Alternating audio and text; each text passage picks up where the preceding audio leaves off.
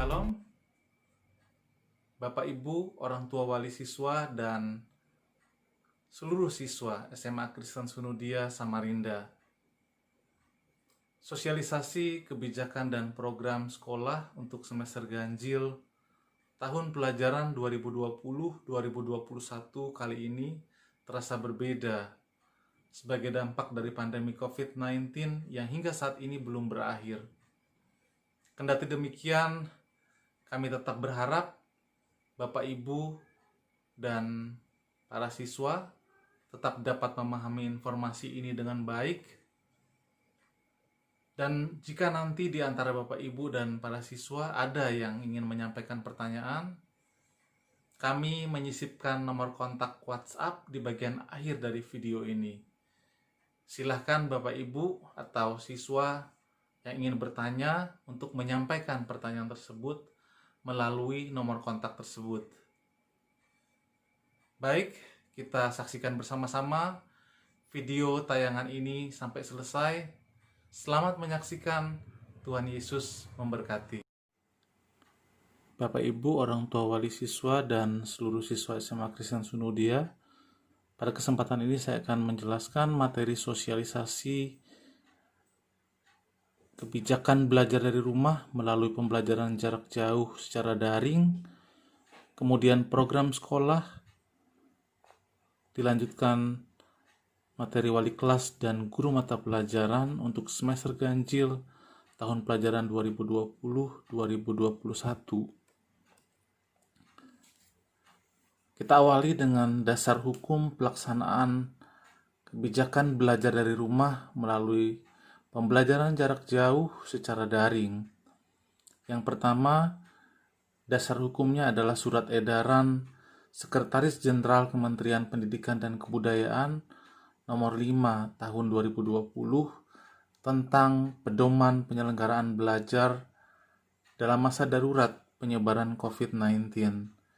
Kemudian kedua, panduan pembelajaran jarak jauh bagi guru selama sekolah tutup dan pandemi COVID-19 dengan semangat merdeka belajar.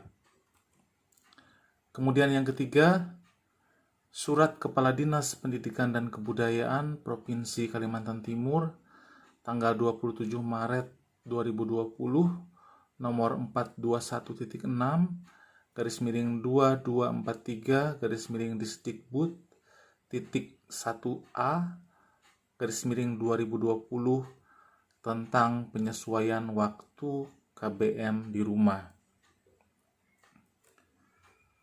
Kemudian, bagaimana pelaksanaan belajar dari rumah melalui pembelajaran jarak jauh secara daring yang akan dilaksanakan di SMA Kristen Sunudia?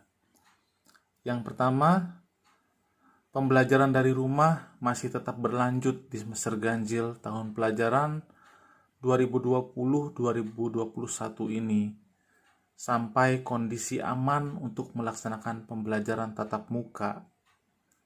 Ini didasarkan pada Surat Edaran Kepala Dinas Pendidikan dan Kebudayaan tanggal 27 Maret 2020.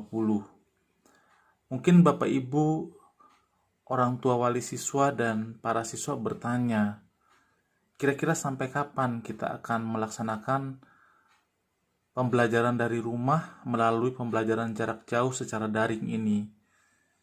Jawaban saya adalah sampai kondisi betul-betul aman dan layak untuk melaksanakan pembelajaran tatap muka secara langsung di sekolah, yang nanti kelayakan itu ditandai dengan adanya edaran dari Dinas Pendidikan Provinsi Kalimantan Timur yang menyatakan bahwa sekolah-sekolah diizinkan untuk melaksanakan pembelajaran tatap muka langsung di sekolah. Jadi kalau sekarang Bapak Ibu menanyakan sampai kapan BDR PJJ ini berlangsung, ya kita tunggu sampai kondisi betul-betul aman dan ada edaran dari Dinas Provinsi yang menyatakan boleh melaksanakan pembelajaran secara langsung. Kemudian yang kedua, pembelajaran jarak jauh dilaksanakan secara daring atau online. Jadi sekolah mengambil kebijakan karena memang instruksi dari Dinas Pendidikan bahwa sekolah harus melaksanakan pembelajaran online pada masa pandemi COVID-19 ini, maka kita pun tetap mengikuti arahan itu untuk melaksanakan pembelajaran jarak jauh secara daring. Kemudian yang ketiga, hari belajar hari Senin sampai Jumat setiap minggunya atau 5 hari efektif sekolah. Kemudian yang keempat, jam pembelajaran dimulai pada pukul 7.30 sampai 13:10 waktu Indonesia Tengah untuk hari Senin dan Kamis. Kemudian pukul 7.30 sampai dengan pukul 12.30 waktu Indonesia Tengah untuk hari Jumat. Kemudian yang kelima, renungan pagi dan dilanjutkan mengisi form feedback renungan pagi dimulai pukul 7.15 sampai dengan 7.30 waktu Indonesia Tengah. Jadi 15 menit sebelum kegiatan pembelajaran dimulai akan dilaksanakan renungan pagi. Kemudian setelah renungan pagi dilanjutkan siswa mengisi form feedback renungan pagi. Kemudian berikutnya, aplikasi media dan teknis pembelajaran jarak jauh yang dilaksanakan di SMA Kristen Sunudia. Seperti apa kebijakannya terkait aplikasi media dan teknis pembelajaran jarak jauh ini? Yang pertama, aplikasi dan media yang digunakan dalam pembelajaran adalah menggunakan Google Classroom, kemudian Google Form, Quizzes, WhatsApp, YouTube video, kemudian Google Meet dan Zoom. Kedua, untuk pembelajaran tatap muka virtual atau tatap muka secara online, kita menggunakan aplikasi Google Meet, kemudian Zoom, kemudian video call WhatsApp.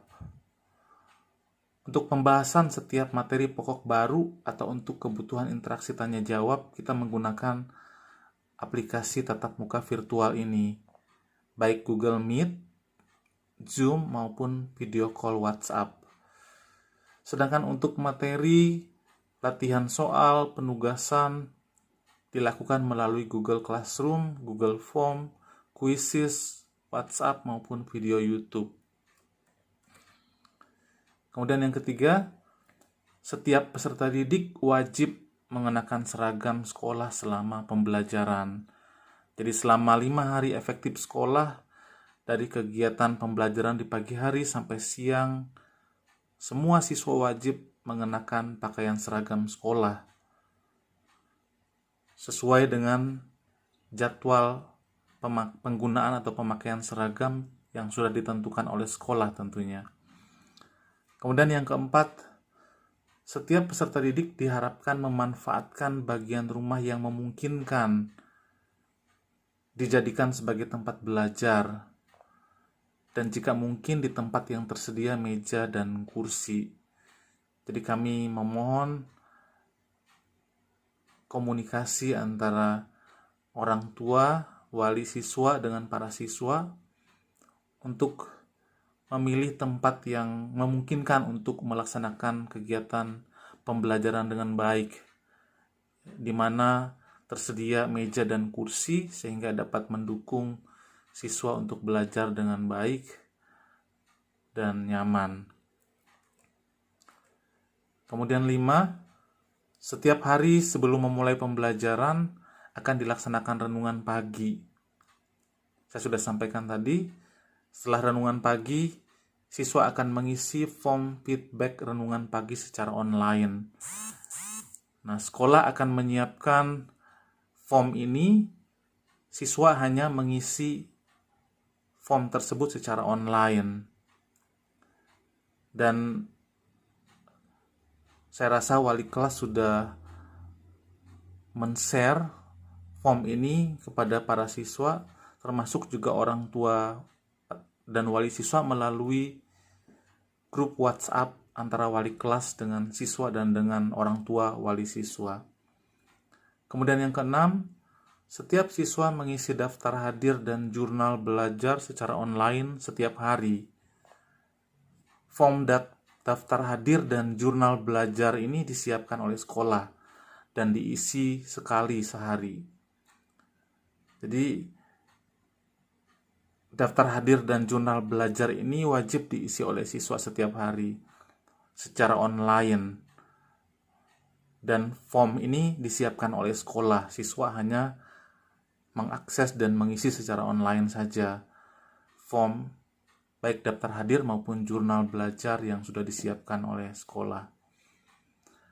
Daftar hadir ini kegunaannya supaya sekolah bisa memantau bagaimana kehadiran siswa dalam mengikuti kegiatan pembelajaran setiap hari. Kemudian jurnal belajar ini kegunaannya adalah untuk memantau, mengontrol bagaimana siswa belajar, apa yang mereka dapatkan, sehingga ini menjadi masukan bagi sekolah dan juga bisa menjadi laporan kepada Bapak Ibu wali orang tua siswa. Ketujuh, pembelajaran setiap mata pelajaran diselesaikan sesuai jam pelajaran masing-masing, sesuai jadwal. Kami sudah membagikan atau men-share jadwal pelajaran kepada Bapak Ibu orang tua wali siswa melalui wali kelas. Kemudian juga kepada seluruh siswa juga sudah kita share jadwal pelajaran melalui grup WA. Bapak Ibu orang tua wali siswa, kami harapkan juga bisa membantu memantau putra-putrinya supaya bisa mengikuti dengan baik jadwal pembelajaran yang sudah ditetapkan oleh sekolah. Kemudian poin yang ke-8, ulangan harian mata pelajaran akan dilaksanakan secara terprogram atau terjadwal untuk semua mata pelajaran. Nah, kenapa ulangan harian ini kita laksanakan secara terprogram? Ini tujuannya adalah untuk membuat ulangan harian itu bisa berlangsung dengan efektif. Karena dengan melaksanakan ulangan harian secara terprogram, otomatis para siswa maupun guru fokus untuk melaksanakan ulangan harian tersebut saja, tidak terganggu oleh kegiatan-kegiatan yang lain, sehingga baik siswa maupun guru bisa fokus untuk melaksanakan dan mengikuti ulangan harian secara terjadwal tentunya untuk setiap mata pelajaran. Misalnya untuk ulangan harian pertama itu dilaksanakan serentak di akhir bulan Agustus. Kemudian ulangan harian terprogram kedua serentak dilaksanakan di akhir bulan Oktober. Kemudian ulangan harian terprogram ketiga serentak dilaksanakan pada bulan November 2020. Jadi seperti itu. Tidak lagi terpisah-pisah, setiap mata pelajaran menentukan sendiri jadwalnya. Tetapi sekarang kita bikin serentak, terjadwal, dan bersamaan dalam kurun waktu tertentu. Selanjutnya, poin ke-9, penilaian pembelajaran dilaksanakan melalui ulangan harian, kemudian penugasan, dan penilaian selama proses pembelajaran berlangsung, meliputi penilaian sikap, keterampilan, dan pengetahuan. Jadi, dari mana Bapak Ibu guru nanti memperoleh nilai siswa? Tentu dari pelaksanaan ulangan harian, penugasan yang diberikan kepada siswa, kemudian melalui penilaian selama proses pembelajaran berlangsung. Poin yang ke-10, agar pembelajaran berjalan tertib, siswa mempersiapkan diri sesuai dengan jadwal pelajaran yang telah dibagikan. Ya, kami sudah membagikan jadwal pelajaran. Kami berharap para siswa dapat mengikuti jadwal yang ada dapat mempersiapkan diri dengan baik sehingga tidak ada yang terlambat bangun pagi. Kemudian poin ke-11, peserta didik mempersiapkan alat pembelajaran sesuai kebutuhan, antara lain smartphone atau laptop, buku teks pelajaran, kemudian alat tulis menulis. Poin ke-12, penugasan setiap mata pelajaran akan memanfaatkan waktu sesuai jadwal mata pelajaran masing-masing. Jadi, setiap mata pelajaran apabila ada memberi penugasan kepada siswa, maka penugasan itu akan dikerjakan oleh siswa selama interval waktu yang dijadwalkan untuk mata pelajaran tersebut. Kemudian berikutnya program sekolah di semester ganjil tahun pelajaran 2020-2021. Yang pertama, minggu pertama tahun pelajaran baru akan dimanfaatkan untuk kegiatan apa saja? Poin A, pengenalan lingkungan sekolah kelas 10 atau untuk peserta didik baru. Jadi, kalau kita lihat agenda yang beberapa waktu lalu sudah dibagikan kepada orang tua, kepada siswa melalui grup WA dengan wali kelas, Bapak Ibu dan para siswa bisa melihat di situ bahwa untuk kelas 10 mulai tanggal 14 sampai tanggal 16 Juli ini akan ada kegiatan pengenalan lingkungan sekolah. Kemudian B, sosialisasi aplikasi dan media pembelajaran yang akan digunakan dalam pembelajaran kepada semua siswa. Jadi untuk minggu pertama mulai tanggal 13, 14, 15, 16, dan 17 Juli, selain ada pengenalan lingkungan sekolah untuk kelas 10, ada juga sosialisasi aplikasi dan media pembelajaran. Jadi untuk memastikan bahwa semua peserta didik siap di dalam menggunakan aplikasi dan media pembelajaran, maka di antara peserta didik atau siswa dengan Bapak Ibu guru akan ada setting dulu, ada uji coba terlebih dahulu. Apakah aplikasi dan media yang digunakan dalam pembelajaran itu bisa dipahami, bisa digunakan dengan baik, bisa dimanfaatkan dengan baik, apakah tidak ada kendala, masalah, dan lain sebagainya. Nah, oleh sebab itu perlu di dalam 1 minggu ini ada setting atau uji coba penggunaannya seperti apa. Kalau ada kendala akan diselesaikan supaya nanti pada tahapan pembelajaran berikutnya tidak ada gangguan-gangguan lagi. Atau setidaknya apabila ada gangguan maka para siswa dapat menangani gangguan-gangguan tersebut. Kemudian poin C, dalam minggu pertama atau minggu awal tahun pelajaran baru semester ganjil ini akan ada kegiatan assessment atau pemetaan kompetensi awal siswa. Nah, assessment ini dalam bentuk pre-test atau penilaian yang akan diberikan oleh guru-guru untuk mengetahui apakah para siswa sudah menguasai pengetahuan prasyarat sebelum mereka memasuki materi baru untuk tahun pelajaran baru ini.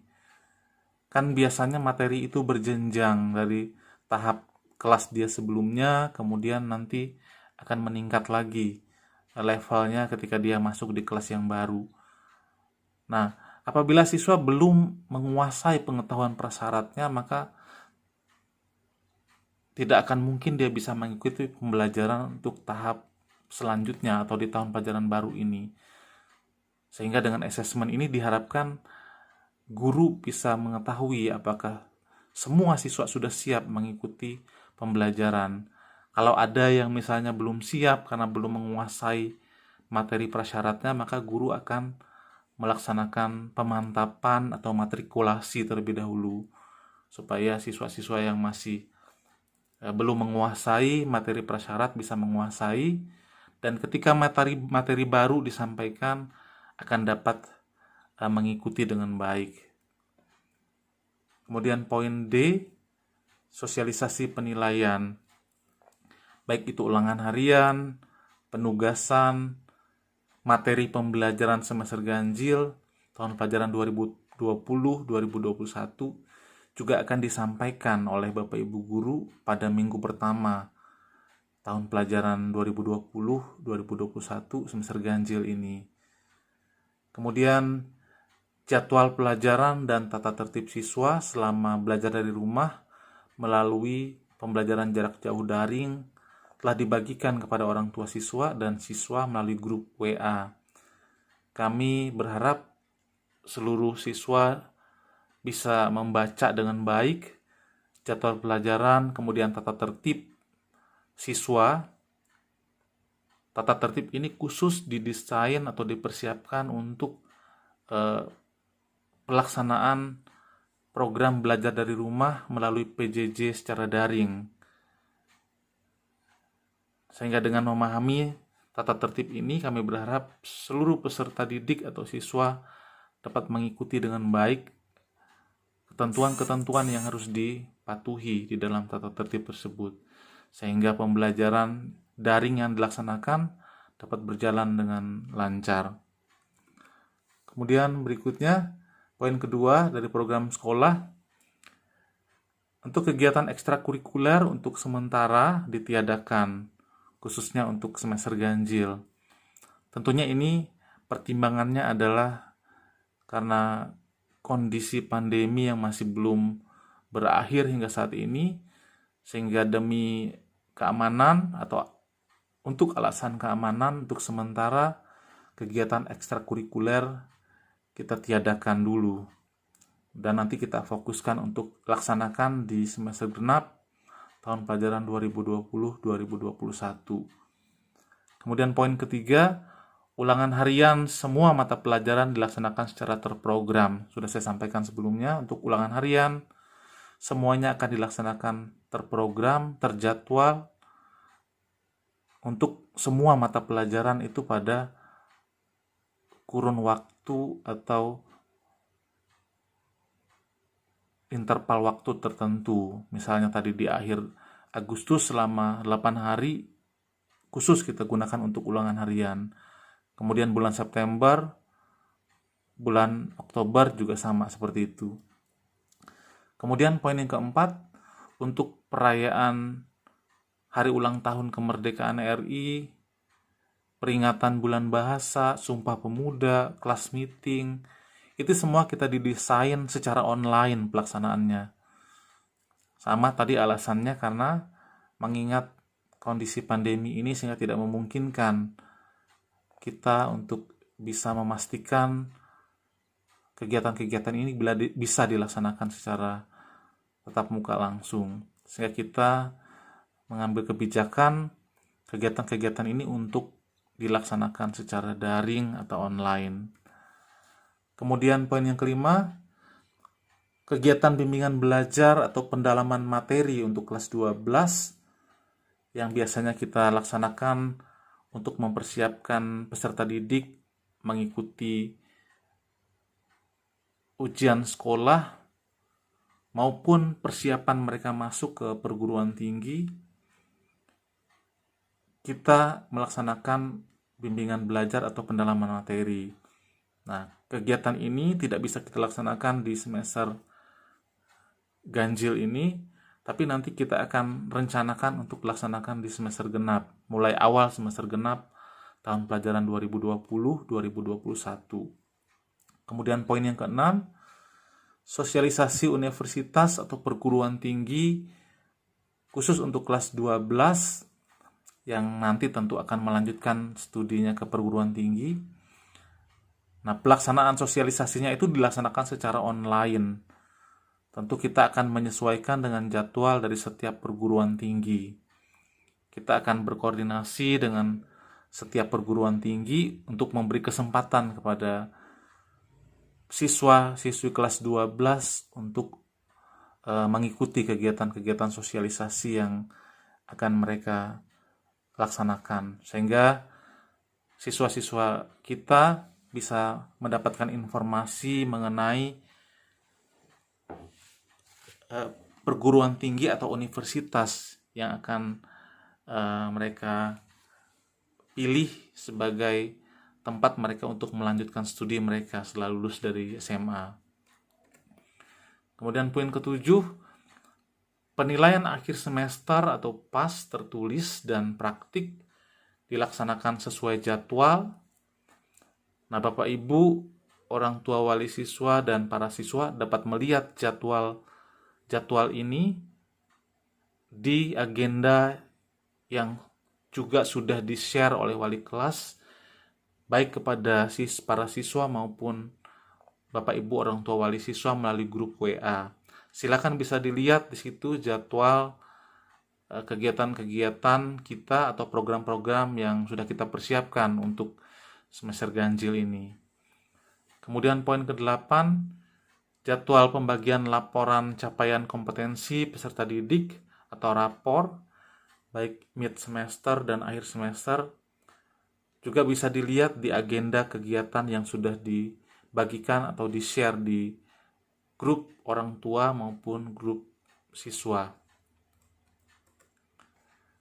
Selanjutnya, untuk libur akhir semester ganjil berlangsung sampai dengan tanggal 5 Januari 2020. Atau dengan kata lain, awal semester genap tahun pelajaran 2020-2021 nanti jatuh pada tanggal 6 Januari 2021. Kemudian poin yang ke-10, agenda sekolah lainnya untuk semester ganjil tahun pelajaran 2020-2021 dapat dilihat di agenda kegiatan yang sudah dibagikan melalui wali kelas. Nah, Bapak Ibu secara lengkap bisa membaca nanti di agenda itu semua dirinci dengan jelas, per kegiatan ada tanggal pelaksanaannya kapan.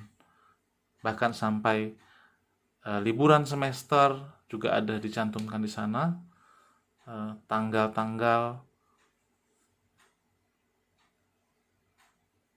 pelaksanaan kegiatan-kegiatan itu. Poin berikutnya, kriteria kenaikan kelas untuk kelas 10 dan kelas 11 dan kelulusan untuk siswa kelas 12. Untuk kenaikan kelas 10 dan kelas 11, kriterianya ada beberapa. Yang pertama, menyelesaikan program pembelajaran selama 2 semester pada tahun pelajaran berjalan. Jadi kalau misalnya kelas 10 untuk bisa naik ke kelas 11 berarti dia harus mengikuti pembelajaran selama 2 semester di semester 1 dan 2. Demikian juga kelas 11 untuk bisa naik ke kelas 12, salah satu kriterianya adalah harus menyelesaikan pembelajaran di 2 semester di kelas 11, baik semester ganjil maupun genap. Kemudian kedua, predikat sikap minimal baik. Nah, sikap minimal baik ini diperoleh dari penilaian seluruh guru-guru terhadap sikap siswa selama 1 tahun pelajaran. Nah, nilai akhirnya itu akan dipredikatkan, ya. Jadi predikatnya harus minimal baik untuk bisa memenuhi kriteria naik kelas. Kemudian yang berikutnya, maksimal 2 mata pelajaran tidak tuntas, baik pada aspek pengetahuan maupun keterampilan.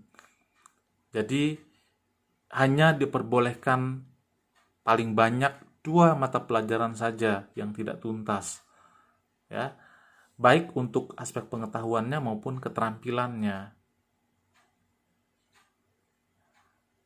Kemudian perlu kami informasikan untuk KKM sekolah di tahun pelajaran 2020-2021 ini adalah 72. Selanjutnya, kriterianya predikat ekstrakurikuler wajib kepramukaan minimal baik. Jadi untuk nilai ekskul wajib kepramukaannya harus minimal baik. Itu kriteria untuk bisa naik kelas untuk siswa kelas 10 maupun kelas 11. Kemudian ada sedikit catatan untuk kenaikan kelas berarti kelas 10 dan kelas 11 itu didasarkan pada nilai rata-rata semester ganjil dan genap. Jadi nanti Bapak Ibu ketika melihat rapot semester genap,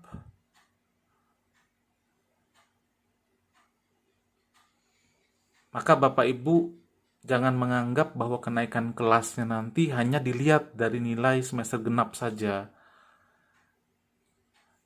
Nah, yang tertera di dalam rapot semester genap itu akan dirata-ratakan dengan nilai yang ada di semester ganjil.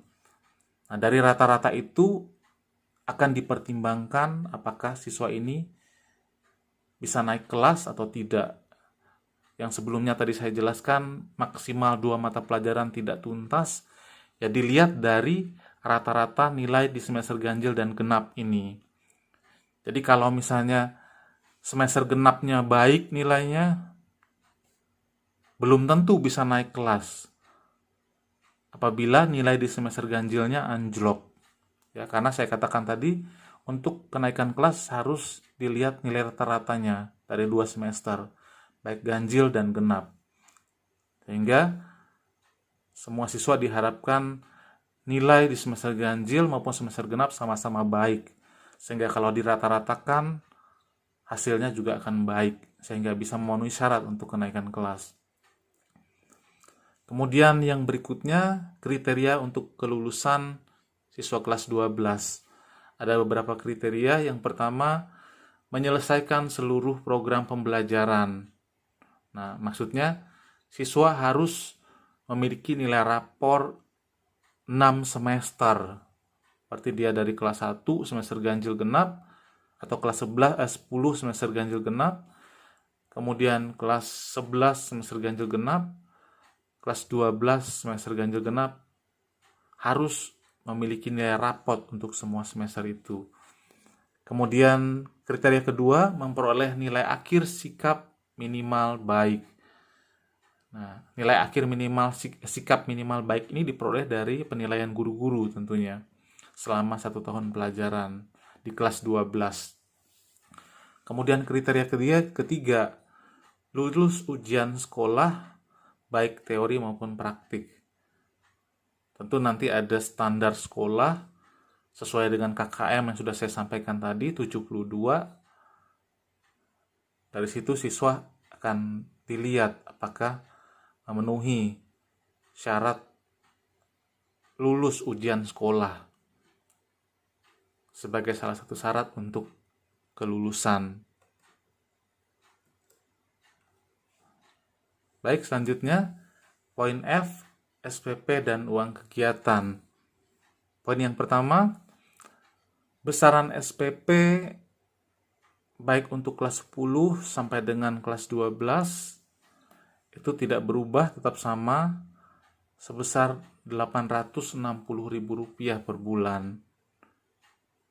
Kemudian yang kedua, pembayaran SPP sebanyak 12 kali dalam 1 tahun pembelajaran. Artinya dihitung mulai dari bulan Juli awal tahun pelajaran sampai bulan Juni di akhir tahun pelajaran. Jadi ada 12 bulan totalnya. Kemudian yang ketiga, untuk tahun pelajaran 2020-2021, sebagian besar uang kegiatan dimanfaatkan untuk kegiatan di semester genap tahun pelajaran 2020-2021. Kemudian alokasi anggaran dari uang kegiatan meliputi retreat kelas 10, kemudian pendalaman materi untuk kelas 12, kegiatan OSIS ini untuk semua kelas, ekstrakurikuler juga untuk semua kelas, pengembangan prestasi siswa untuk semua kelas, USBN khusus untuk kelas 12, kemudian kegiatan asesmen kompetensi minimal, kemudian pelepasan atau perpisahan untuk kelas 12, kegiatan pramuka atau perkemahan untuk semua kelas, kemudian prakarya, seni budaya juga untuk semua kelas. Selanjutnya UKS untuk semua kelas dan kartu pelajar khusus untuk siswa baru atau siswa kelas 10. Itu alokasi anggaran yang akan dianggarkan dari dana uang kegiatan. Kemudian poin yang kelima, pembayaran uang kegiatan itu 1 kali per tahun pelajaran dan biasanya di awal tahun pelajaran. Kemudian poin yang keenam, untuk tahun pelajaran 2020-2021 ini nominal uang kegiatannya belum bisa kami informasikan saat ini karena masih menunggu keputusan pengurus yayasan mengenai berapa besaran atau nominal uang kegiatan yang akan dibebankan kepada setiap siswa untuk tahun pelajaran 2020-2021 ini. Jadi nanti kalau sudah ada keputusan yayasan, kita akan informasikan segera kepada Bapak Ibu orang tua wali siswa sehingga dapat mengetahui nominal atau besaran uang kegiatan untuk tahun pelajaran 2020-2021 ini. Selanjutnya kita lanjutkan dengan perkenalan wali kelas dan guru mata pelajaran. Yang pertama ada Miss Devianti Lianita, wali kelas 10 MIPA 1, kemudian juga mengajar mata pelajaran bahasa Inggris. Kemudian Ibu Tiur Merliana Ritonga, SPD, wali kelas 10 MIPA 2, sekaligus juga guru mata pelajaran kimia. Selanjutnya Ibu Apolonia Sepa, SPD, wali kelas 10 IPS 1, sekaligus juga guru mata pelajaran prakarya dan kewirausahaan. Ibu Dervita Purba, ESOS, wali kelas 10 IPS 2, sekaligus mengajar mata pelajaran pendidikan Pancasila dan kewarganegaraan dan juga sosiologi. Kemudian Insinyur Rasin Tarigan, wali kelas 11 MIPA, sekaligus juga guru mata pelajaran biologi. Ibu Dr. Anda Relita Purba, wali kelas 10 MIPA 1, sekaligus guru geografi. Abrena Hotri, SPD, wali kelas 11 IPS 2, sekaligus juga guru mata pelajaran bahasa Inggris. Kemudian Alfonsus Sigalingging, SPD, wali kelas 12 IPS, sekaligus juga guru pendidikan jasmani, olahraga dan kesehatan atau PJOK. Berikutnya Ibu Francisca Atweni Kristiani, SSI, wali kelas 12 MIPA, sekaligus guru mata pelajaran fisika dan matematika. Nova Christine Kuleh, SPDK, guru pendidikan agama Kristen dan budi pekerti atau PAK BP. Ibu Lorince Pebakirang, SPD, guru bahasa Indonesia. Merianti Magdalena Dolok Saribu, SPD, guru matematika. Adolfus Sebastianus Eltidimus, SPD, sebagai guru ekonomi. Maaf, salah di situ. Harusnya guru ekonomi. Kemudian Dr. Anda Nani Suarsini, guru pendidikan Pancasila dan kewarganegaraan, serta mengajar sosiologi. Kemudian Ibu Esther Belladonna Sihotang, SPD, guru bahasa Indonesia dan seni budaya. Francine Amelia Kutrir, SPD, sebagai guru BK. Lause Daniel Horisman sebagai guru bahasa Mandarin. Kemudian Hartwell ST sebagai guru informatika. Kemudian Christian Novendi, SPD, sebagai guru sejarah Indonesia dan sejarah peminatan. Demikian Bapak Ibu dan orang tua wali siswa serta seluruh siswa, informasi yang dapat kami sampaikan melalui sosialisasi ini. Apabila ada informasi dalam sosialisasi ini yang belum jelas, Kami mempersilahkan Bapak Ibu untuk menyampaikan pertanyaan yang ditujukan ke alamat WhatsApp yang tertera di layar ini. Silahkan bisa melalui chat WhatsApp, bisa menanyakan hal-hal yang perlu dipertanyakan. Demikian Bapak Ibu informasi yang dapat kami sampaikan. Kami berharap informasi ini bisa bermanfaat bagi kita semua untuk bisa bersama-sama mendukung keberhasilan atau kemajuan atau peningkatan kualitas pelayanan pendidikan di SMA Kristen Sunudia. Terima kasih atas perhatiannya. Tuhan memberkati.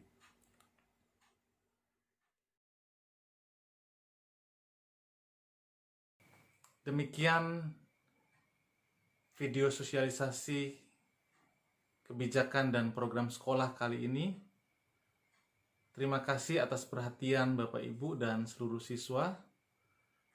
Kami berharap informasi yang kami sampaikan bermanfaat bagi kita untuk meningkatkan kualitas layanan pendidikan di SMA Kristen Sunudia Samarinda. Sekali lagi terima kasih.